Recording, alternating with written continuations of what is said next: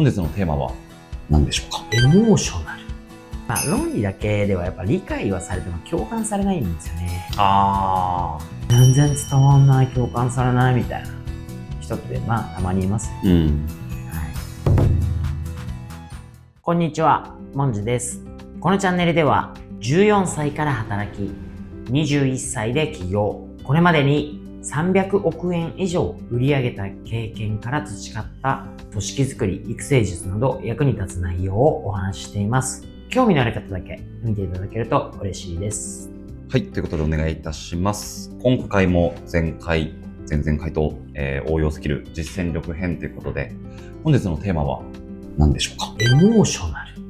論理を両立して伝える、技術ということをテーマにして話せればと思います。はあ。興味深いテーマです。なぜですね、はい、感情をかける論理、ロジカルシンキングと言ってきて、はい、これ感情みたいな。確かにリンクするんですかね。論理だけではやっぱ理解はされても共感されないんですよね。感情だけでは共感はされても信頼はされないんですよ。何をどうするんですよね。ビジネスではやっぱり行動を促すために両方不可欠ですよ。なんで、せっかくね、ロジカルシンキングみたいなことを学んで、できるようになって、頑張ってきたんだけど、全然伝わんない、共感されないみたいな人ってたまにいますよ。感情、エモーショナルなところをもう、ある意味論理的に考えて、それも発揮していかないと、結局うまくいかないと。いうような関係性ですかね。論理だけでは理解はされても共感されないと。感情だけでも共感はされても信頼はされないと。いうことを覚えておいてもらいたいなと。次に、じゃあその感情と論理のバランス感覚ってどんな感じみたいなね。役割でいくと、論理は理解、納得、判断材料を提供するみたいなんですね。感情は共感、モチベーション、行動を後押しする。わかりやすいです。そんな役割なんじゃないかなと思います。主な構成としては、論理はデータとかですね、事実、フレームワークを応用しますね。感情はストーリーとか、比喩とか感情を体験談、こんなものを使っていくんじゃないかな。すごいわかりやすいです。過不足の結果、要はですね、ありすぎたり、不足していたり、ってなるとどういうことが起こるかっていうと、論理はすごい冷たい、ドライな印象。結果、動かないとかね。感情は軽いな、浅いな、みたいな印象とか、パッションがあるのは分かったけど、で納得感がないんですね。こんな感じが過不足によって起こりますと。なんでケースバイケースですけど、64とか73とかぐらいじゃないかな。もちろんケースバイケースなんですけどね。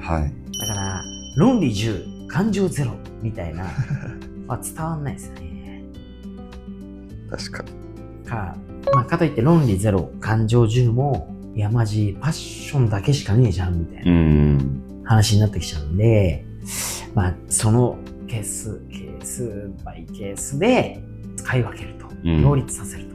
10-0はダメだと思うんですね。6473ぐらいかな。6473ぐらい。あとちょっと一つお勉強までにストーリーテリング思考みたいなですね。よく言います。ストーリーテリングですね。感情と論理を自然に融合する伝え方のフレームだと思ってくれると。やっぱり人ってストーリー、物語で感情を動かされて、その裏にある意味や理由、論理で納得する。すごいわ。使える基本構成的な感じでいくと、起承転結っていうじゃないですか。一つ目が起でいくと、現状や課題、いわゆる共感の入り口みたいな。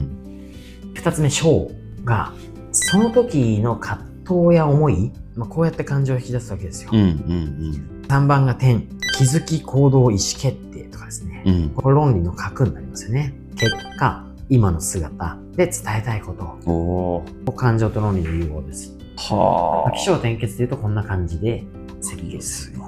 面白いですね。別のところで動画で言ったんですけど、ビジネスもそうだし、もっと紐解いていくと営業もそうだし、なんならもうテレビドラマとか映画とか全部この方ですよね。はい。確かに確かに。だからある意味、すごい毒舌的に言うと、人は同じストーリーに全部心を動かされてるんですよ。内容が変わるだけ。内容が変わるだけ、確かに。でも逆に言うと、ちゃんとこのフォーム型に沿っていけば、ね、誰でもできるという風に解釈もできるわけです。一回、お笑い芸人とかに研修してもらったことあるんですよ。その時に教えてもらったんですけど、お笑いのネタを作ってみようみたいな。これも型がありましたからね。なるほどと。確かに今までイベントとかで出てきたお笑い芸人とか同じその入りをするわと。なるほどと。この型に沿って作ったら、ちゃんとそれやりきったら笑ってくれますね。なるほどと。型って大事ですよ。面白いな。まあ次行きましょう。事例みたいな感じでちょっと例を例えると、ストーリーテリングでですね、やってみると、うちで言うと、現場スタッフの教育が大事と伝えたいとき、実は数年前、あるスタッフが現場で大きなミスをしました。その現場はパニックになり、すごい大変なクレームにもなりました。本人は落ち込んで、やめようとさえしていました。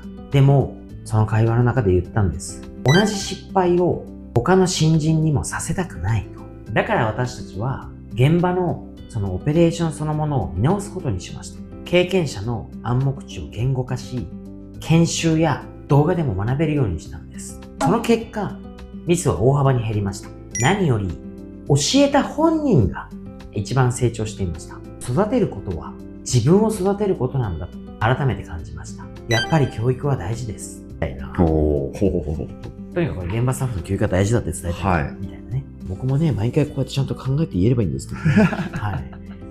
いや、でもすごい起承転結に沿ってますね。これ伝え方で結構変わるっていう。いや、面白いな。ストーリーテリング思考にこうはめてみると、こんな感じに例えば事例としてはなりますみたいなことですね。実践 Tips みたいな感じですけど、話すとき書くときの意識としては、導入で感情をつかみ、構成で論理を通すと。数値データの前に Why、背景かな、こういったものを語るんだと。最後に、だからこそ私はこう思うで締めると印象が強まります。確かに。だから同じことを伝えても、この伝え方でだいぶ変わるんですよね。全くロジカルじゃない、もう真逆の感覚派の人たちで、それが僕性格だと思ってたんですけど、こういうことを意識付けするだけで変わっていくんですかね。ロジカルが全くない人はこんな感じになりますよ。現場スタッフの教育が大事と伝えたいとき、昔あるスタッフが仕事で大きなミスをしました。現場は超パニック、ほんと大変だった。クレームもすごかった。本人はもう落ち込みすぎてやめようとさえしていました。でも同じ失敗を他の新人にもさせたくないって言ったんです。だから現場のオペレーション見直したんで良くなりました。やっぱり教育って大事ですよね。みたいな、抜けるんですよ。これで伝わる人もいるんだけど、僕もだからこれちょっとやりがちな時があって、意外とね、こう感情に訴えかけようとしすぎると、論理が抜けちゃう人がいるんですよ。なるほど。だからなんだろうな、さっきまさに言った、アッションは分かったし、なんとなく言いたいことは分かったと。だけど、具体がないから、イメージができない。みたいな言われちゃったりするんですよね。僕もよく昔言われたな。具体がない。でも今度具体を入れすぎると、さっき言った通りですよ。冷たい印象とか動かないとか響かないになるんですよ。論理的に言ってみますか。結論からすると、現場スタッフの教育が大事です。現場のオペレーションを変えました。現場の研修を受けた人が一番成長します。オペレーションの設計を何年前に見直しました。この結果のこの研修を受けるとみんな成長します。受けてください。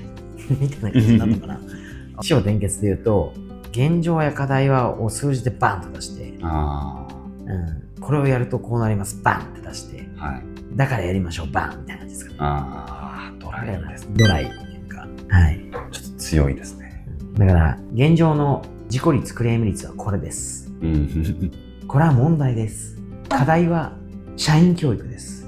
結論、これをやりましょう。これをやることによって、これぐらいのクレーム率がこの減少、このぐらいの事故が減少すると予測されます。その根拠としては、これがこれでこれがこれだからです。全部数字データ。やりましょう。みたいな。こんな感じなんじゃないかなと思います。確かに。はい。